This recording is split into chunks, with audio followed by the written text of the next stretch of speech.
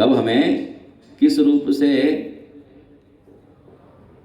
लाभ दे पाए वो, यह विचार करते हुए उस रूप में आकर हमारे सामने प्रस्तुत हो जाते हैं। केवल अवतार के रूप में ही नहीं, श्री राम कृष्ण आदि रूप में ही नहीं आते हमारे समक्ष। कहेंगे कि रामकृष्ण को तो हमने प्रत्यक्ष रूप में दर्शन किया नहीं, तो फिर हमारे पास कैसे आए, हमारे लाभ के कैसे हुए, वो हमारा लाभ कैसे कर रहे हैं? सीधे अब उस समय प्रकट लीला के समय जो जीव रहे, उनके उस काल में उनके उस स्वरूप से लाभ लेने वाले, उनकी लीला से लाभ लेने वाले, उनको तो उन्होंने लाभ दिया। अभी इस घोर कली काल में हमें कहाँ लाभ दे रहे हैं? हमारे पास कहाँ है?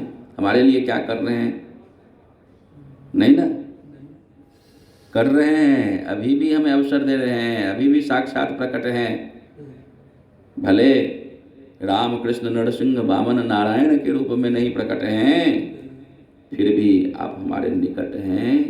कभी श्री मूर्ति के रूप में, श्री विग्रह के रूप में, कभी धाम के रूप में, कभी नाम के रूप में, कभी अपनी मनोहारी लीला कथाओं के रूप में, कभी सद्गुरु सद्वैष्णव संत जनों के रूप में हमारे पास आते रहते हैं, अवसर देने के लिए, अपनी ओर आकर्षित करने के लिए, अपने से जोड़ने के लिए। इन सब तरीकों से, इन सब तरहों से हमारे निकट आते रहते हैं, हमें अवसर जीवन में देते रहते हैं कि तुम आओ मुझसे जुड़ो, सुखी हो, उस दुख को तुम छोड़ो। श्री विग्रह का दर्शन करके सेवा करने की भावना हृदय में उत्पन्न होती है ना? नहीं होती है? हाँ, यहाँ वृंदावन में भक्तजन बाहर से आते हैं और यहाँ की मनोहारिणी सेवा देख करके ठाकुर जी की भक्तों के द्वारा जो जगह जगह मनोहारिणी सेवा होती है, श्रृंगार भोग राग आदि, सो थोड़ी भी भावना जिसकी जगी हुई होती है, हृदय में भाव उमड़ता, ओ हो मैं भी इस थोड़ी सी ठाकुर जी की सेवा कर पाता, मैं भी श्रृंगार अपने हाथों सजाता, मैं भी सुंदर भोग लगाता, सुंदर राग अनुराग के सहित उनसे लाड़ लड़ाता। तो वो भी वृंदावन आते हैं तो लेके क्या जाते हैं? गोपाल जी लेके चले जाते हैं, चित्रपट की सेवा लेके जाते हैं, फिर उनकी सेवा करते हैं, विग्रह के रूप में अपने आप से जोड़ लिए ना।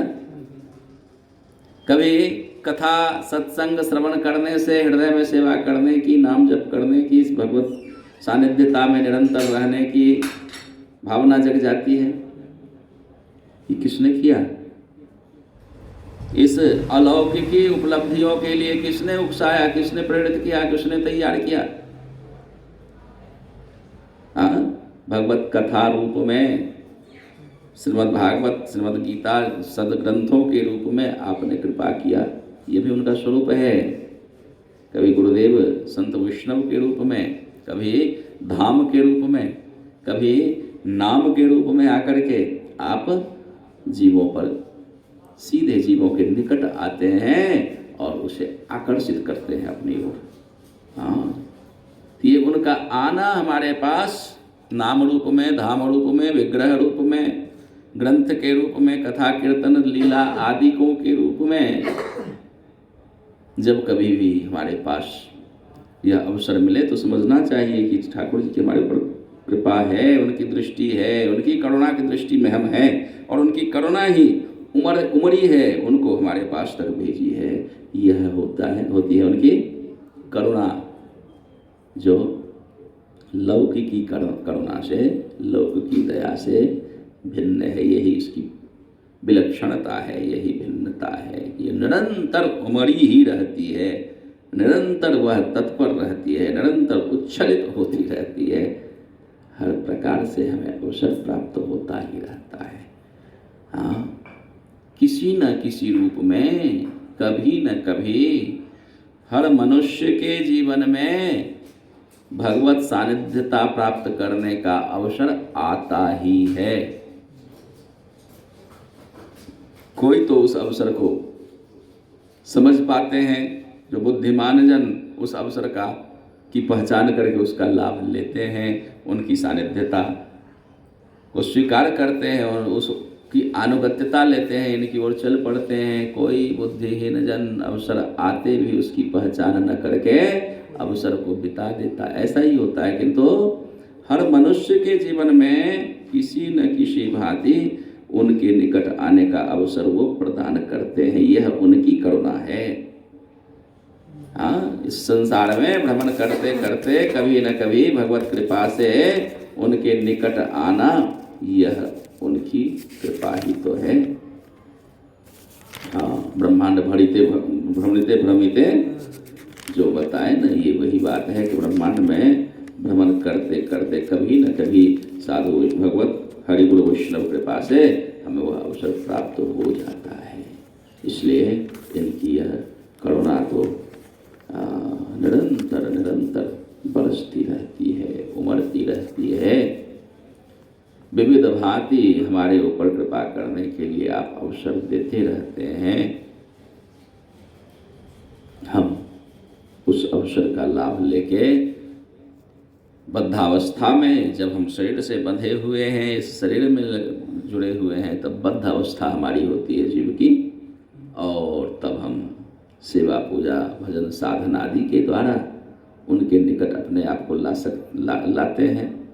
और फिर ये कर करके जब इस शरीर से मुक्त हो जाए, इस शरीर की व्यर्थता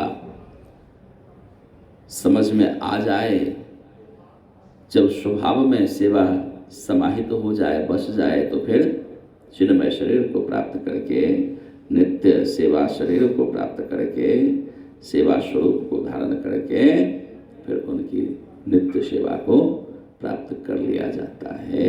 यही तो परम गति है। हाँ, परम गति ही यही है कि हम उनकी सेवा में पुनः से अपने आप को जोड़ लें। नित्य इस संसार से अलग होकर नित्य उनकी सेवा को हम प्राप्त कर लें, उसी में संलग्न हो जाएं। यह शरीर अंततः संसार ही है। इसलिए नित्य शरीर के द्वारा नित्य सेवा में संलग्न होने को ही परम गति कहा गया है। नित्य शरीर मतलब सिद्ध स्वरूप के द्वारा, नित्य स्वरूप के द्वारा, चिंतन स्वरूप, चिंतन शरीर के द्वारा प्राप्त की हुई सेवा, वही परमतम गति होती है, परमतम उपलब्धि होती है। वही हमें प्राप्त करना है और उसके लिए यह समस्त साधन हैं। भजन के जितने भी साधन इस शरीर से हम कर रहे हैं, यह सबका प्रयोजन वही है। और ठाकुर जी कृपा करते हुए प्यारे हमारे हित के लिए ये विविध अवसर दे करके अपने पास हमें लेने के लिए इन विविध स्वरूपों के द्वारा, विविध क्रियाओं के द्वारा हमें खींच रहे अपनी ओर। ऐसे वो खींचें, हम उनकी ओर खींचते चले जाएं। यह कृपा की प्रार्थना श्री